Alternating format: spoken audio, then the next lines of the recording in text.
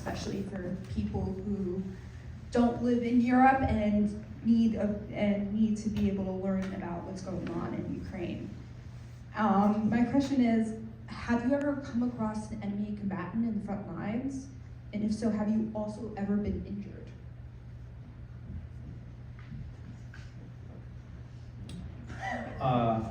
I have not been injured. I've seen, well, when you say enemy combatant, I am not. Depending on which. I assume you mean Russians, or Ukrainians who are fighting on the Russian side in Donetsk, Luhansk. The answer is, yes, those who would be hostile to an American reporter working for Western media, absolutely. Plenty of them, a lot of them, too many of them maybe. I've gotten into some sticky situations, as Simon mentioned. Many of us have been detained for various lengths of time. Fortunately, I haven't been, too roughed up, and I haven't been, injured. And part of that is just, my own risk calculation. I'm not a big cowboy. I don't go out there looking for like the bang bang. I much prefer to find a place where I can speak to people and get their story and interview them. But it does come with the territory that you're going to bump into some nasty people who are going to treat you terribly and accuse you of all sorts of things and threaten you with various things. And I remember the first times that happened to me were in 2014 in Gorlovka and Donetsk, and with people like Igor Strokov and Igor Bezler, all these sort of warlords that helped Putin start his invasion in 2014. Since 2022. No, I haven't come across any of them because I'm only able to report from the Ukrainian side of the front line. Like Simon, I can't go to Russia, which means I can't cross into the Russian-controlled side of the front line. And I think that probably the risk in doing so now, even if we were allowed into Russia to move around and to operate within Russian-occupied territories, the risk would be so great, I'm not sure that I would do it if I were able to. Yeah, just to emphasize that, the risk is that you're dead. So Russians treat journalists now, just based on their actions, as enemy combatants. And they target journalists, so the risk is that. Back in 2014, when it was more of this kind of shadow war, Russia was using a lot of paramilitaries, proxies, and so on. Some of those warlords would allow journalists to come in to sort of to report. They had egos too. They wanted to be on the front page of Time magazine as well. And there the risks were just lower. Yeah, so I was detained a number of times. I was beaten up once, by Russian sort of proxy forces or pro-Russian separatists, whatever term of art you prefer.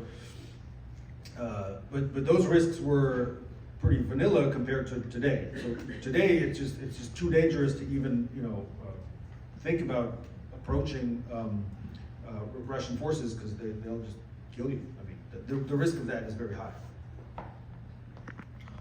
Yeah, that's correct.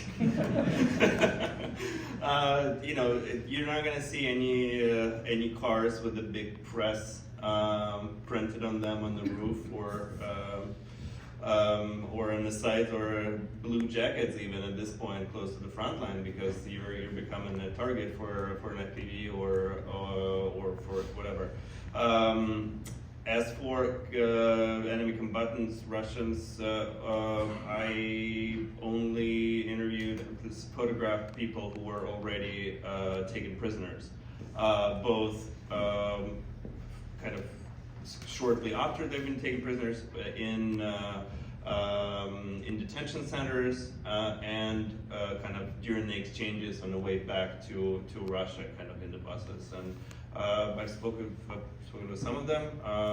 Most of them will tell you that they're just bus drivers and cooks, and they've been, they've been told that there are Nazis in Ukraine, and they believed it, and et cetera, but they never touched a gun, et cetera. So it's not really like a good way to understand exactly what they're really experiencing, because it's also all the journalists are concerned about ethical aspect of interviewing prisoners of war. To be clear, they're treated very well in Ukraine compared to how people are being treated in Russia. And Ukrainians are doing everything to show that and to actually do that, just to show that, like, look, we're actually playing by the rules. But it's still, even during the interviews, oftentimes the guards or SBU guys will tell you, we're going to leave you to talk whatever you want, like, and they tell the prisoners, like, you don't have to talk with them, you can tell. So they're kind of, Ukrainians are doing extra work to show that, like, look, we're doing it right. But it's still kind of, little strange. The only other times I've seen enemy combatants, Russians, has been through binoculars or even with my bare eye in some places. Earlier in 2022, there were some places in Bosnia where the Russians were so close on the other side of the river that you could see them dart between houses. And then at other times I've been in trenches with soldiers where they've got little periscopes and we're looking at them move across the way and whatnot. Yeah. I've heard them once. That's Actually, yeah. That's another thing. Yeah, and a little bit. I wrote once that I was in a trench and these soldiers, the Ukrainians, were telling me, we can hear them complain about being here. Like, it's cold, it's wet, we don't get enough food. They're cursing in Russian very colorfully, and they say, yeah, they're going through the same stuff that we are. Yeah, one little point I'd point out, so for a writer, so for a photographer, it's in many ways, at least in my experience, working with photographers, it's very important for them to be able to see these kinds of things, to get as close as possible despite the danger. Writers generally are able to hang back. We have the luxury of sort of, you can't do an interview while there are bombs falling or someone's shooting at you. So generally, we kind of are able to stay farther away from the front line. At least we have the option of doing that while still doing our jobs, compared to photographers and videographers.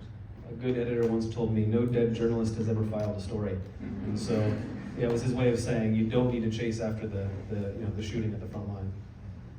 So I have an idea, because there's so